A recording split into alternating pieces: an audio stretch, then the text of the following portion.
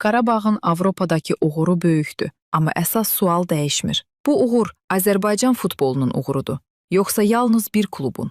Vaxtilə Ferencvaros'un baş məşqçisi Robbie Keane də demişdi ki, bu nəticələrin Azərbaycan futboluna aidiyyəti yoxdur. Məsələ də məhz burdadır. Qarabağ qazanır, bəs sistem qazanırmı? Amma Tahir Gözəlin akademiya ilə bağlı səsləndirdiyi nikbin fikirlər fonunda Qurban Qurbanovun dedikləri tamam başqa reallığı ortaya qoyur. Klub rəhbərliyi gələcəyin parlaq olduğunu iddia etdiyi halda baş məşqçi artıq təhlükə siqnalı verir. Ajax'la oyundan sonra U19 komandasının bütün maçlarda darmadağınla uduzması barədə suala cavab verən Qurbanov açıq şəkildə etiraf etmişdi.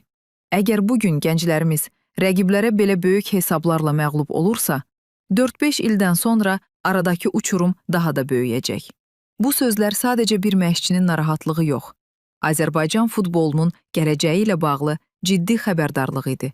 Ən acı məqam isə budur ki, Qarabağın gənclər komandasında ən çox seçilən futbolçu Nigeriyalı Tohib Obiodundur. 15 illik akademiya layihəsindən sonra yerli istedadların görünməməsi artıq təsadüf yox, ciddi problemdir. Qarabağ bugün Avropada parlayır, amma gələcəyin təməli hələ də qaranlıq görünür. Siz necə düşünürsünüz? Qarabağın Avropadakı uğurları Azərbaycan futbolunun inkişafının göstəricisidir, yoxsa bu sadəcə bir klubun fərdi uğurudur?